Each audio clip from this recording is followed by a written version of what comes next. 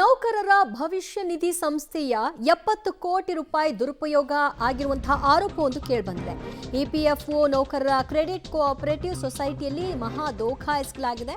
ಬೆಂಗಳೂರಿನ Cubbon park police ಠಾಣೆಯಲ್ಲಿ ಸಂಬಂಧಿತವಾಗಿ ದೂರನ್ನು ಕೂಡ ದಾಖಲು ಮಾಡಲಾಗಿದೆ. ನೌಕರರ ಭವಿಷ್ಯ ನಿಧಿ ಸಂಸ್ಥೆಯ 70 ಕೋಟಿ ರೂಪಾಯಿಯನ್ನು ದುರುಪಯೋಗ ಮಾಡಿಕೊಂಡಿದ್ದಾರೆ ಎಂಬುದಾಗಿ ಬೆಂಗಳೂರಿನ ಕಬ್ಬನ್ ಪಾರ್ಕ್ ಪೊಲೀಸ್ ಠಾಣೆಯಲ್ಲಿ ದೂರೊಂದನ್ನು ದಾಖಲು ಮಾಡಲಾಗಿದೆ. ಸೊಸೈಟಿ ಸಿಇಒ ಗೋಪಿ ಹಾಗೂ ಅಕೌಂಟೆಂಟ್ ಜಗದೀಶ್ ವಿರುದ್ಧವಾಗಿ ಹೆಸರನ್ನ ನಮೂದಿಸಿ ದೂರನ್ನ ಕೊಟ್ಟಿದ್ದಾರೆ.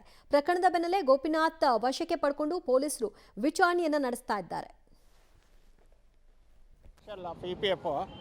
ನಾನು ರಿಟೈರ್ಡ್ ಆದಾಗ ಅಮೌಂಟ್ ಬಂದಿತ್ತು, 15 ಲಕ್ಷ ಡೆಪಾಸಿಟ್ ಮಾಡಿದ್ದೀನಿ.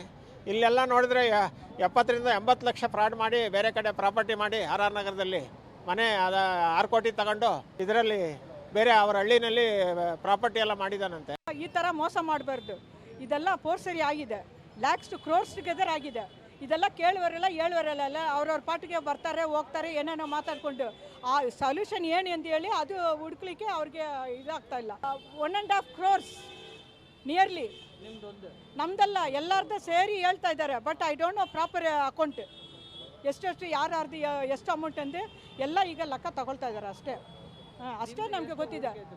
ನಮಗೆ ಮೋರ್ ದನ್ 20 lakhs 25 lakhs. ನಾವು ಸುಮಾರು ಒಂದು 35 ವರ್ಷ ಕೆಲಸ ಮಾಡ್ತಾ ಇದ್ದೀನಿ. 30 years 5 yearsಲಿಂದ ಆ ಥರ ಆಗಿಬಿಟ್ಟು 4 lakhs ಇತ್ತು ಬ್ಯಾಲೆನ್ಸು.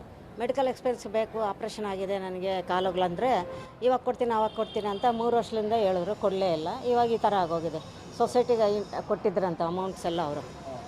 ಆ ಥರ ಆಗಿಬಿಟ್ಟು ಇವಾಗ ಪಾಪ ಸೆಕ್ರೆಟ್ರಿನೂ ಅವ್ರು ಏನು ಮಾಡೋಕ್ಕಾಗಲ್ಲ, ಸೊಸೈಟಿನಲ್ಲಿ ಇಟ್ಟಿದ್ದೀವಿ ಅಂತ ಯಾರೋ ಒಬ್ಬರು ಜಗದೀಶ್ ಅಂತವ್ರನ್ನ ಅಪಾಯಿಂಟ್ಮೆಂಟ್ ಮಾಡ್ಕೊಂಡಿದ್ದಾರೆ. ಅವರೇನೋ ಮೋಸ ಮಾಡಿದ್ದಾರೆ ಅಂತ ಇವಾಗ ಸ್ಟೇಷನಲ್ಲಿ